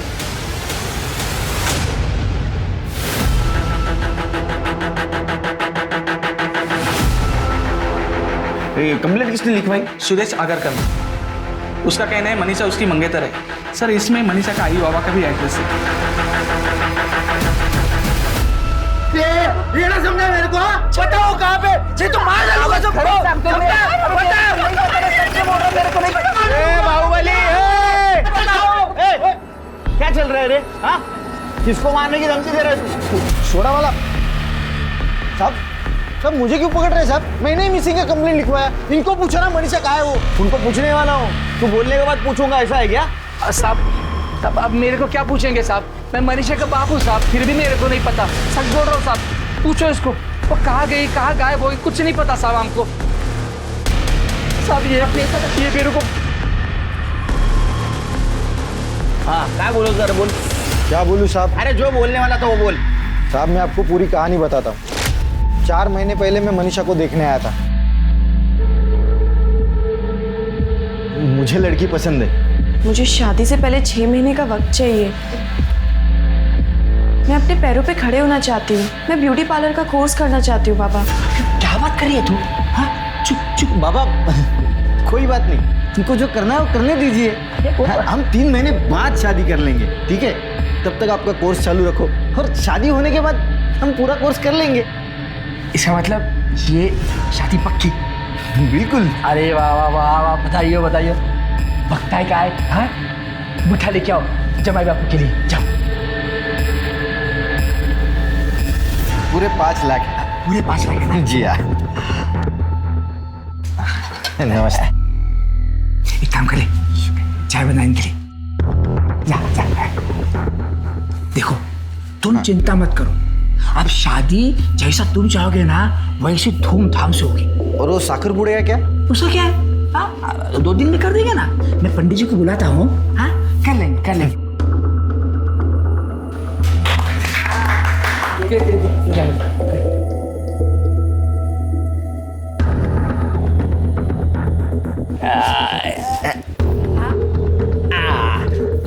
अरे खा ले। ये साहब एक वो दिन है और आज का दिन। उसके बाद मैंने मनीषा की शक्ल तक नहीं देखी साहब। रोज आता हूँ पूछता हूँ तो ये बुड्ढा बुड्ढी रोज बुड्ढा बुड्ढी क्या है? हाँ तुझ्या आई वडिलांचं वयाचे आई बाबा बोल। सॉरी साहब, लेकिन साहब ये रोज नई कुछ कहानी बना के मुझे सुनाते हैं साहब। साहब 2 महीने पहले मैं इनको बोला था अगर मनीषा नहीं मिली ना तो मैं पुलिस में कंप्लेंट करूंगा, फिर भी ये लोग ने कुछ नहीं किया साहब। मैंने राह देखी 2 महीना और फिर जाके अभी 1 हफ्ते पहले मैंने जाके कंप्लेंट करवाई पिंपरी पुलिस स्टेशन में। मनीषा अगर पिंपले गांव की है तो तूने पिंपरी पुलिस स्टेशन में क्यों कंप्लेंट की? क्योंकि साहब मुझे पता चल गया था कि वो सगाई के बाद पिंपरी भाग गई है और किसी सोनाली कदम नाम की ब्यूटिशियन के पास काम करती है, इसलिए मैं वो सोनाली कदम के ऊपर नजर रख रहा था साहब। लेकिन मनीषा कहीं दिखाई नहीं दी। आपको मिली क्या मनीषा साहब? मिली, जिंदा ने मुर्दा, उसका मर्डर हुआ है। सर अब क्या बात कर रहे हैं साहब? सब ऐसा नहीं हो सकता साहब। सब आप झूठ बोल रहे हैं साहब। सब बताओ ना किसने मारा साहब? तूने मारा साहब। ये क्या बोल रहे हैं आप साहब? साहब मैं क्यों मारूंगा उसको साहब? मैं तो उससे शादी करना चाहता था साहब। तेरे को पता था वो कहाँ है, तू उसको मिलने गया, उसने तेरे साथ शादी करने के लिए मना किया, तू गुस्से में आया, तूने उसको मार दिया। साहब मैं उसको मिला ही नहीं तो मैं उसको मारूंगा कैसे साहब? उसकी मिसिंग कंप्लेंट तो मैंने ही लिखवाई है साहब। तेरे जैसे बहुत देखे हैं नाटक करने वाले। हाँ अपना खुद का क्राइम छुपाने के लिए ऐसा ही नाटक करते हैं। करडे चला घेऊन जा पुलिस स्टेशनला, उधर जाना, सारे डिटेल्स देना। साहब पर मैंने क्या सर वो अपने पैरों पे खड़ा रहना चाहती थी, कुछ बनना चाहती थी, इसीलिए जाओ जाना साहब, क्यों उसके बारे में पूछ के हमारी इज्जत को उछाल रहे हो साहब? पहले उसे कहीं का नहीं छोड़ा, सब इसकी वजह से वैसा है। इससे बात करने को बोला, जब बात करने को बोलूंगा तब बात कर, शांत रहो। हाँ बोला। सर वो नाम बनाना चाहती थी सर, कुछ बनना चाहती थी वो, लेकिन इन्होंने उसकी सगाई सुदेश से करा दी। फिर उसके बाद वो बहुत दुखी रहने लगी सर। फिर उसकी सहेली रजनी, उसने उसको सलाह दी कि वो भाग जाए। मैंने भी उसको यही सलाह दी। भाई रजनी मुझे रिक्शा से बस स्टॉप तक छोड़ देगी, मुझे उसके आगे से बस मिल जाएगी। मैं पहुंचते ही तुझे फोन करूंगी, तुम चिंता नहीं करना। पहुंचते ही मुझे बता देना और अपना ख्याल रखना बच्चा।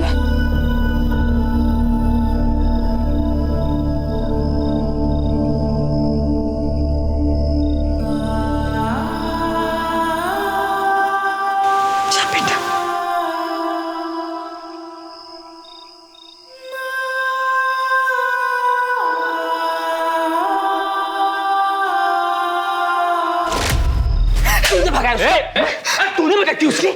आज से मुझे लगता था खाली उसकी तरफदारी कर रही है तू, मुझे ये नहीं पता था कि तू उसको भागने में मदद करेगी। दो कब फिर लगा साथ उससे अंदर कर दूंगा। चुपचाप खड़े रहो। हाँ फिर वो रजनी की काकी है कोई आरती साड़वे, उसके पार्लर में काम करने लग गई। वहाँ से बराबर मुझे पैसा भेजती थी। फिर 1 महीने बाद उसने वो नौकरी छोड़ दी, फिर किसी कदम मैडम के यहाँ नौकरी कर रही थी। वहाँ थी तब भी पैसा भेजती थी वो मुझे। आखिरी बार कब बात हुई आपकी मनीषा से? यही 10 दिन पहले। बहुत खुश थी उस दिन, फिर दोबारा फोन ही नहीं किया उसने। आपको पता है वो कहाँ है, कैसी है? दरअसल मैडम हमें लगता है कि मनीषा का मर्डर हो गया। ये फोटो देखिए, ये टैटू बॉडी के हाथ पे बना था। क्या आप पहचानते हैं इस टैटू को? भेज और शेर भेज उसको। मार दिया ना उसको, अब खुश है तू? अरे यहाँ रहती, शादी करती तो जिंदा तो रहती कम से कम। अरे मार दिया रे, मेरे बच्चे को मार दिया रे।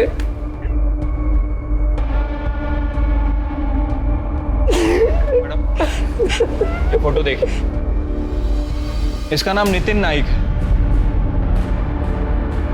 क्या आप लोग पहचानते हैं इसे? नहीं, कभी देखा नहीं इसे। क्या मनीषा इसे पहचानती थी? मनीषा के मुंह से भी नहीं सुना कभी। कुएं में मिली अनजान लड़की की लाश की पहचान मनीषा तांबे के नाम से हुई। क्या मनीषा के मर्डर के पीछे उसके मंगेतर सुदेश आगरकर या फिर उसके आक्रामक स्वभाव के पिता गणेश तांबे का हाथ था? क्या इन दोनों को मनीषा और नितिन के बारे में पता चल गया था, इसलिए इन दोनों को एक ही जगह पर मार दिया गया? सर, रजनी मेरी भतीजी है। मनीषा को 3 महीने पहले ही उसने मेरे पास भेजा था। मनीषा के बारे में कुछ बता सकती हैं आप? मतलब कोई बॉयफ्रेंड था उसका या कोई अदर इंफॉर्मेशन? सर, उसके बारे में मुझे कुछ ज़्यादा तो नहीं पता है। वो बहुत ही मेहनती लड़की थी और बहुत ही ईमानदारी से अपना काम करती थी, लेकिन 1 महीने बाद ही उसने बिना बताए काम छोड़ दिया।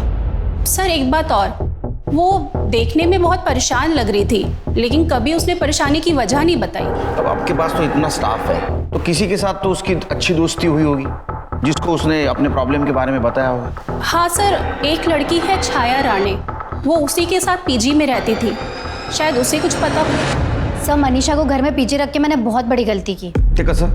सर, एहसान और दोस्ती के बदले में उसने हमारे साथ जो कुछ भी किया उसे माफ नहीं किया जा सकता। अच्छा, उससे रेंट नहीं लेते थे तुम लोग? सर, रेंट तो देती थी, पर रेंट में हमारे पैसे हमें वापस करती थी। कभी बहू के पर्स से, कभी मेरे पर्स से।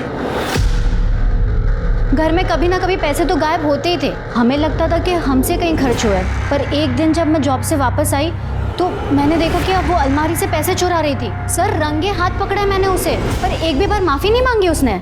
निकाल दिया फिर मैंने उसे घर से।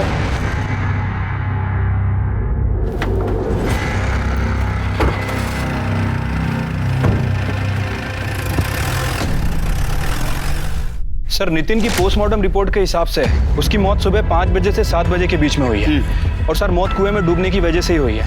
रिपोर्ट में ये भी मेंशन है कि उसके गले पर नाखून के खरोच के निशान है, लेकिन प्रॉपर निशान नहीं है। मतलब सर, ये हो सकता है कि किसी ने उसका गला दबाने की कोशिश की, लेकिन पूरी तरह से गला दबा नहीं पाया। यस शिरके, इसका मतलब ये मर्डर है, सुसाइड नहीं। यानी उसको कुएं में किसी ने धक्का मार के गिराया, और ऐसे आदमी ने गिराया जिसको पता था इसको तैरना नहीं आता। एक काम करो शिरके, नितिन के घर से ये खड़की के कुएं तक का सारा सीसीटीवी फुटेज कलेक्ट करवा। हो सकता है मर्डर उसको फॉलो कर रहा हो। ठीक है सर। तृप्ति, डीएनए रिपोर्ट की कोई अपडेट? सर, डीएनए रिपोर्ट अभी नहीं आई है, पर जल्दी आ जाएगी सर। सर, एक औरत आई है, आपसे मिलना चाहती है। बोल रही है कि मनीषा तांबे के बारे में कुछ बताना चाहती है। सर, मैं मंजरी, छाया रानी की पड़ोसी। बोलो। सर, मैं अक्सर मनीषा को ब्यूटी ट्रीटमेंट के लिए घर पे बुलाया करती थी, और एक दिन मुझे बाल स्ट्रेट करवाना था और मैंने उसे घर पे बुलाया था। और फिर 1 सेकेंड ना दीदी।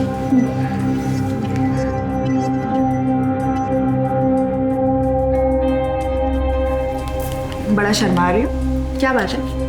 बताओ। कुछ नहीं दीदी, वो एक लड़का है, पसंद है मुझे। कौन है वो? इधर आओ, इधर आओ। कौन है? अब दीदी, आप जानती हो उसे, वो अपनी छाया है ना, उसका भाई। अच्छा, अरुण। वो भी तुमसे प्यार करता है या तुम ही उसके प्यार में पागल? नहीं नहीं दीदी, वो भी मुझसे प्यार करता है। एक्चुअली पहल उसने की थी। वो एक दिन मैंने खीर बनाई थी और वहीं से सब शुरू हुआ। क्या बात है यार, क्या खीर बनाई है तूने? मन तो करता है तेरे हाथ चूम लूं। खीर मैंने नहीं बनाई है, खीर मनीषा ने बनाई है। अच्छा, तुमने बनाई है खीर?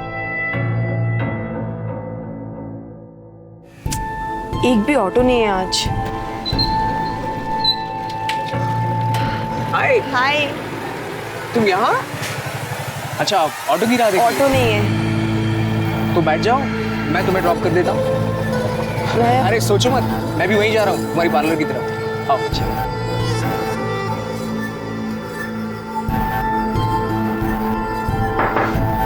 हाय।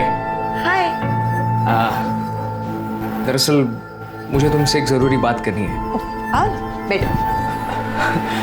नहीं, यहाँ नहीं, हम कहीं और चलकर बात कर सकते हैं? चल। आई लव यू मनीषा, क्या तुम मुझसे शादी करोगी?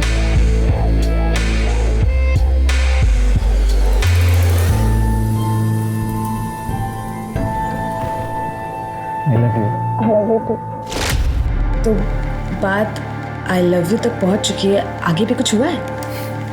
दीदी बात आगे बढ़ चुकी है।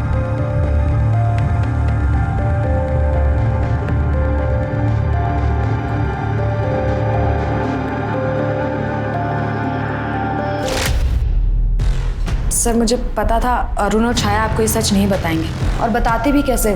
वो दोनों मिलकर भोली वाली मनीषा को जानबूझकर धोखा दिया।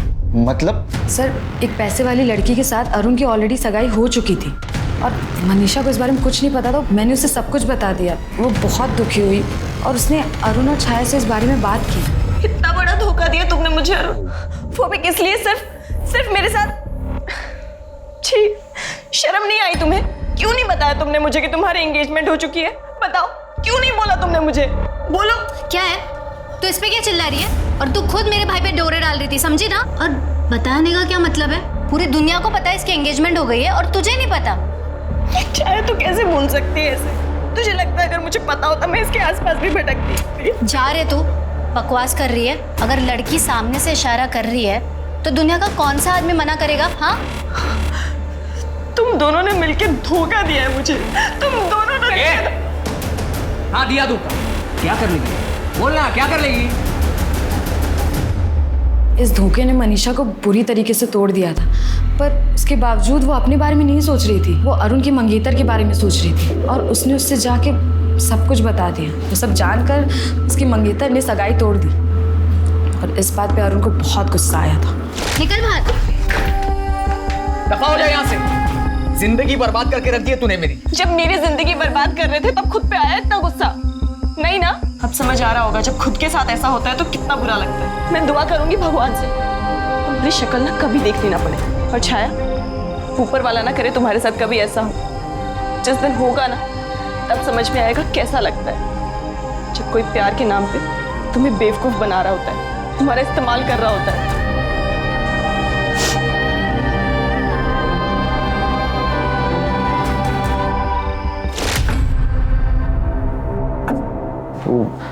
मनीषा के तो मैं बस मजे लेना चाहता था। करते वक्त शर्म नहीं आई? बोलने में शर्म आ रही है? सच बताओ, तुमने टारगेट किया ना मनीषा को? और वो चोरी का इल्जाम? वो सर हमने झूठ बोला था। वो ये मनीषा से बोर हो गया था और सर उसे डर भी लग रहा था कि कहीं इसके मंगेतर को इसके अफेयर के बारे में ना पता चले, तो मनीषा से पीछा छुड़ाने के लिए मैंने मदद की थी और कुछ नहीं किया सर मैंने। पीछा छुड़वाने के लिए मदद की थी या मारने के लिए? सर ये क्या बात कर रहे हो आप? हम थोड़ी मर्डर करेंगे। उसके मंगेतर के साथ उसका झगड़ा हुआ था। ए बहुत हो गया तेरा नाटक, अभी मेरे को कुछ नहीं सुनना है। तो अभी के अभी मेरे साथ घर चल, हम कल ही शादी कर लेंगे। चल। अरे छोड़ो मुझे, नहीं करनी है मुझे शादी तेरे से। सुना तूने? हाँ सुना। तेरे बोलने से क्या होगा? साकर पूरा हुआ है हमारा, और तेरे बाप ने ना मुझसे 5 लाख रुपए लिए, ध्यान में रखना। साकर पूरा हुआ है ना हमारा? साकर पूरा हुआ है ना? ये जेल साकर पूरा टूटला, और जो पैसे तूने बाबा को दिए हैं वो जाके उन्हीं से ले। नल्ला समझती है मुझको? अगर मुझसे शादी नहीं करेगी ना तो मार डालूंगा मैं तुझे। चल निकल अब यहाँ से। हो गया द एंड। तेरी मंगनी टूटी थी ना, उसके वजह से तू गुस्सा था, इसलिए तूने बदला लिया और तूने मनीषा को मार दिया। नहीं सर, मैं कसम खा के कहता हूँ मैंने उसे नहीं मारा। मैं तो ये तक नहीं जानता था कि वो कहाँ चली गई, लेकिन जितना गुस्सा मैं उससे था उससे कहीं ज्यादा नफरत उसका बाप उससे करता था। उसका बाप? तेरे को कैसे पता है उसका बाप उससे नफरत करता था? सर मैंने अपनी आंखों से देखा है। बाप हो तुम्हारा, जो मैं कहूंगा ना वही तुम करोगी, समझी? बस हो गया तुम्हारा ये नाटक।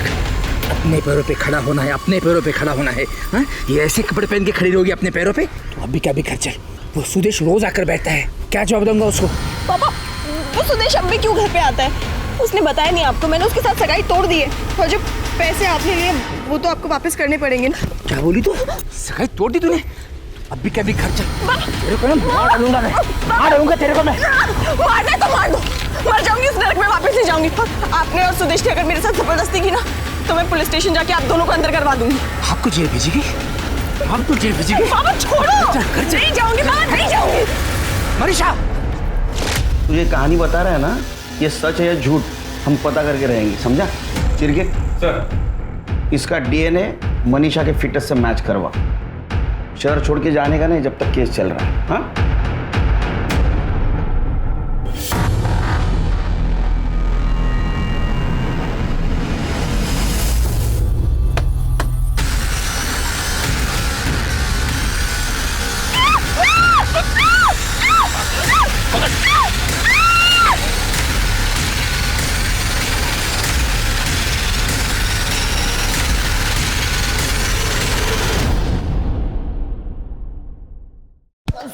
सब मारो मतलब सब मैंने कुछ नहीं किया साहब, मेरी बात साहब। मारो मतलब साहब। अभी तो 4,999 रुपए का फटके खाए तूने। 4,95,001 साहब ये आप क्या बोल रहे हैं साहब? साहब मैंने कुछ नहीं किया है साहब। ने कुछ नहीं किया? सच बोल रहा हूँ साहब। तूने मनीषा का पीछा किया जब वो आरती सालवी के पास काम करती थी। बाद में वो कदम के पास काम करने गई तब भी तूने उसका पीछा किया। इतना ही नहीं तो तूने उसके साथ शादी करने की जबरदस्ती की। नहीं। जब उसने नहीं बोला तो उसको मार के खड़की गांव के कुएं में डाल दिया ताकि उसको कोई पहचान ना सके। नहीं साहब, साहब मैंने किसी को नहीं मारा है साहब। हाँ ये बात सच है कि मैं उसका पीछा करता था, उसको एक बार मिला भी हूँ साहब, लेकिन साहब उसको मनाने के लिए, क्योंकि मुझे उसके साथ शादी करनी थी साहब। लेकिन उसने मुझसे सगाई तोड़ दी साहब, अंगूठी तक मेरे मुंह पे मारा साहब। फिर मैं उसके बाप के पास गया, क्योंकि मुझे पता था कि अगर उसे कोई मना सकता है तो उसका बाप ही है। लेकिन मैं उसको ये नहीं बताया कि उसने मेरे साथ एंगेजमेंट तोड़ दी है, ताकि वो अपना हाथ पीछे ना ले सके। साहब मुझे तो बस उसके साथ शादी करनी थी, बस और कुछ नहीं साहब। साहब मैं किसी को नहीं मारा है साहब, सच सच सच बोल। साहब आइकर मारा साहब मैंने कुछ नहीं किया साहब मैंने कुछ नहीं किया साहब मैंने कुछ नहीं किया, सच बोल रहा हूँ साहब मैंने कुछ नहीं किया साहब। तू बोलेगा या मैं बोलूं? बताता हूँ सब बताता हूँ सब। मेरे को मालूम था रजनी ने मनीषा को भागने के लिए मदद किया, फिर मैंने उसको डराया धमकाया। उसने मेरे को बताया कि मनीषा कहाँ छुपी है। फिर मैं मनीषा को मिलने के लिए वो आरती सालवे के घर भी गया। मनीषा मेरे को पिंपरी में मिली। मैं उसे बोला घर चलने के लिए, बहुत बार बोला, नहीं मानी वो। उसने तो ये भी बोला कि सुदेशी साहब की सगाई उससे तोड़ दी है साहब। मतलब तुमने मारा है ना मनीषा को? कैसे बाप हो तुम? क्या बोल रही है तू? क्या बोलती है तू? मैं क्यों मारूंगा अपनी बेटी को? सुना ना, जब तेरी बीवी तेरे ऊपर भरोसा नहीं करती तो हम करें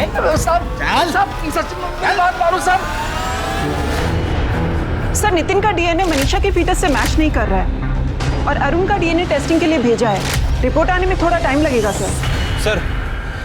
आरती कदम के यहाँ से जॉब छोड़ने के बाद मनीषा जिस सोनाली कदम के पार्लर में काम करती वहाँ का एड्रेस मिल गया है सर।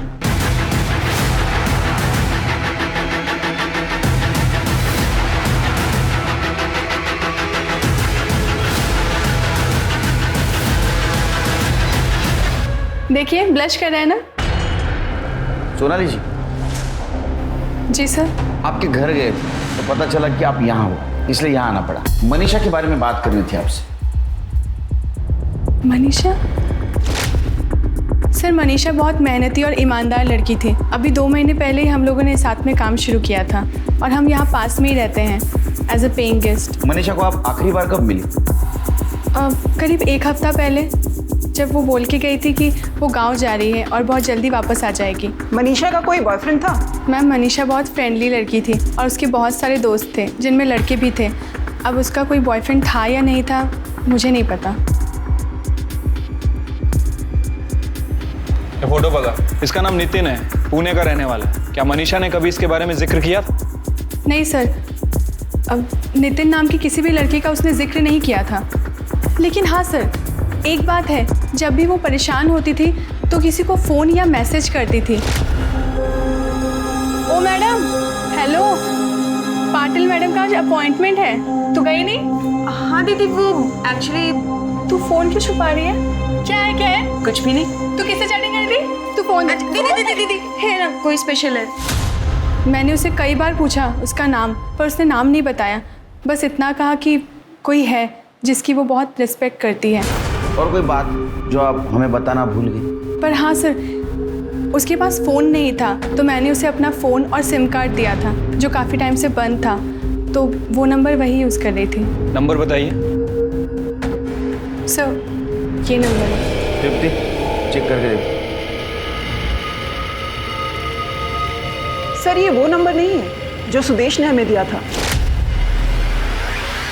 मनीषा ने अपना फोन नंबर क्यों बदला?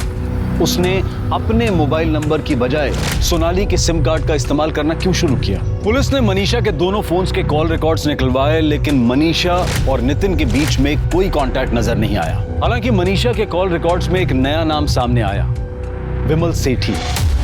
हाँ सर, मैं जानता हूँ मनीषा तांबे को, दोस्त है मेरे। सिर्फ दोस्त या और कुछ? नहीं सर, आप जैसा सोच रहे हो वैसा कुछ भी नहीं है। मेरी अच्छी दोस्त है बस। ये अच्छी दोस्ती बनी कब से? एक्चुअली सर, मनीषा एक ब्यूटिशियन है। कुछ एक्स्ट्रा पैसे कमाने के लिए वो बाहर के काम भी लेती है, तो कभी कभार मेरी बहन का फेशियल करने के लिए वो घर आती है। तभी उससे पहचान हुई और मेरी अच्छी दोस्त भी बनी। बहुत अच्छी लड़की है सर। पर बात क्या है सर, आप उसके बारे में क्यों पूछ रहे हैं? उसका मर्डर हुआ है। इधर खड़की गांव में कुएं में उसकी लाश मिली। सर मनीषा का मर्डर? उसे कोई क्यों मारेगा सर? किसी पे शक है तुम्हें? नहीं सर, बहुत भोली लड़की है वो, किसी के साथ कोई दुश्मनी भी नहीं थी।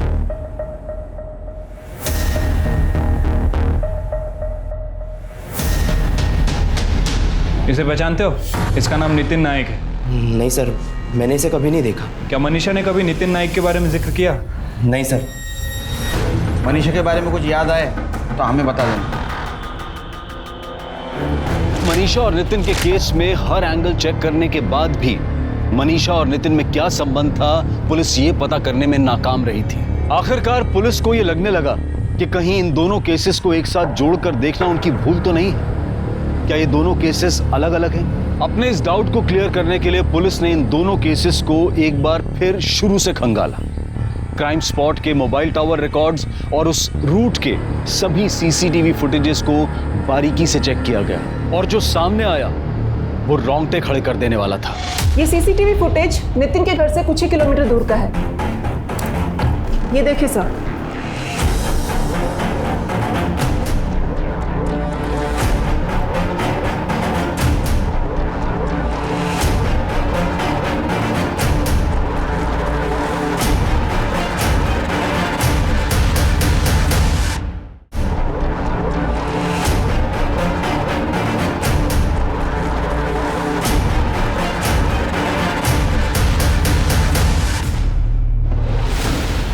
जा, मर जा। बाबा, तुझा बाबा बाबा बाबा, वो गलती हो गई मेरे से, प्लीज माफ कर दीजिए। तू 3 बार फेल हुआ बेटा। मैं लोन पे लोन ले रहा हूँ, दिन रात मैं ओवर टाइम कर रहा हूँ, मैं हिम्मत नहीं हार रहा हूँ। तू एक फेल क्या हो गया, जिंदगी से हार गया?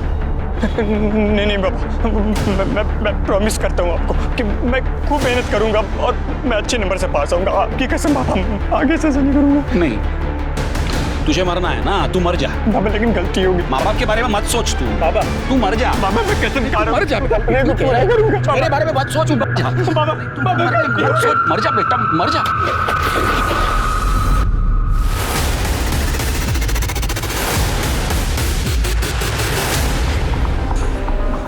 पता नहीं मुझे क्या हुआ था, अचानक से वो कुएं के अंदर गिर गया। मैं अपनी आंखों से डूबते हुए देखा। कहते हैं ना, औरत में आदमी से ज्यादा धैर्य होता है।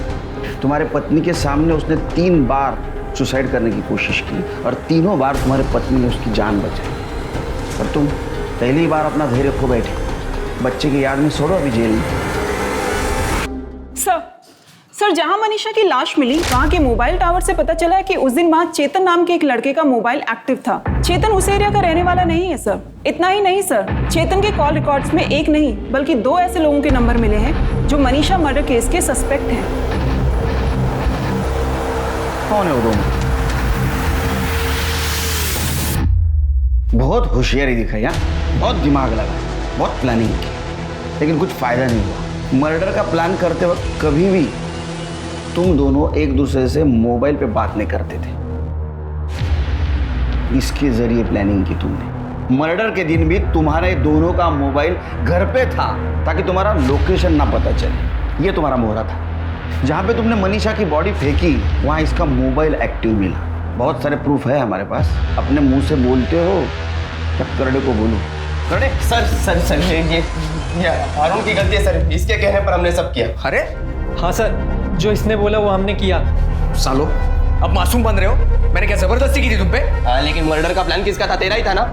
ये मनीषा को ना छोड़ूंगा नहीं मैं। पैसे मांग रही है ना, ऐसा कुछ करना है जिससे उसे पैसे ही ना देने पड़े। सिर्फ एक तरीका है, मनीषा के पैसे वापस देने से बचने का सिर्फ एक तरीका है तेरे पास। क्या है? मनीषा का मर्डर। मैंने उसे इंटरनेट से कॉल किया और पैसे लौटाने के बहाने से उसे मिलने के लिए बुलाया। पैसे देखो बारिश हो रही है, अंदर बैठो। मनीषा आखिरी बार प्लीज।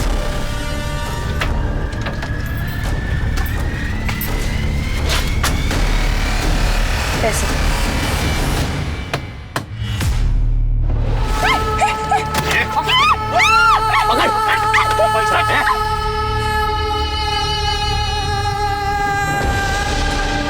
और सर उसके बाद जैसे ही अंधेरा हुआ उसकी बॉडी लेकर हम पुणे के बाहर कहीं झाड़ियों में फेंकने के लिए निकल पड़े।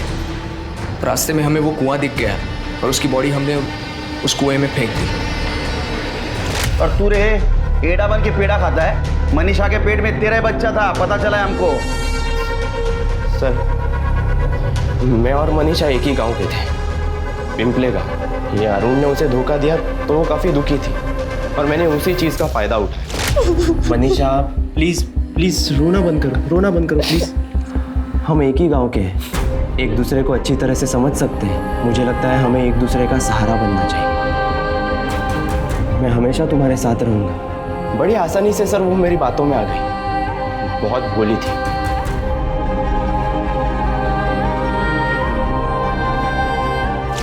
उसने खुद सामने से आकर मुझे गाड़ी खरीदने के लिए पैसों की मदद की। मैं जानता था सर वो पैसे कभी नहीं मांगेगी, पर एक दिन गड़बड़ हो गई। यार चेतन, ये मनीषा को पटाना कोई बड़ी बात नहीं है यार। मैंने क्या किया, एक दिन उसका हाथ पकड़ा, उसको झूठी मूठी प्यार की हमदर्दी जताई। मैंने कहा कि हम दोनों एक ही गांव के हैं और दूसरे दिन भाई सीधे बिस्तर पे। वाह विमल, और तुम बोलते हो तुम दूसरों से अलग हो? मनीषा बदतमीज हो तुम। मनीषा रुको मत लगाओ मुझे यार, वो मैं ऐसी ही बात कर रहा था यार। किस तरीके की बातें कर रहे थे तुम मेरे बारे में? हाँ, मैंने विश्वास किया था तुम पे और तुमने धोखा दिया है मुझे। सॉरी, मैं हाथ। मनीषा लोग सुन रहे हैं, प्लीज प्लीज। हाँ तो देखने दो ना लोगों को। तुम अभी के अभी मेरे पैसे वापस करो। मैं देता हूँ, मुझे हफ्ते भर की मोहलत दो यार। तुम सारे के सारे मर्द घटिया और एक जैसे होते हो। सारे सोसाइटी के सामने सर मेरा तमाशा करके रख दिया उसने। मैं मनीषा से बहुत नफरत करने लगा था सर। उसकी वजह से मेरी सगाई टूट चुकी थी, बर्बाद करके रख दिया था उसने मुझे। नफरत करना है ना तो खुद से करो। तुम इंसान नहीं, जानवर हो जानवर। और तुम जैसे जानवरों को दुनिया में खुलेआम घूमने का कोई अधिकार नहीं। अब सड़ो जेल में जिंदगी भर। भरोसा करना बुरी बात नहीं है, लेकिन सतर्क रहना भी जरूरी है, क्योंकि इस मौका परस्ती के दौर में कौन किसकी पीठ में कब खंजर भोंक जाए ये समझ पाना आसान नहीं है। अब मैं अनूप सोनी आपसे विदा लेता हूं, फिर मुलाकात होगी क्राइम पेट्रोल सतर्क में एक और नए केस के साथ। तब तक अपना और अपने परिवार का ख्याल रखें, सतर्क रहें, सुरक्षित रहें और देखते रहें क्राइम पेट्रोल सतर्क। जय हिंद।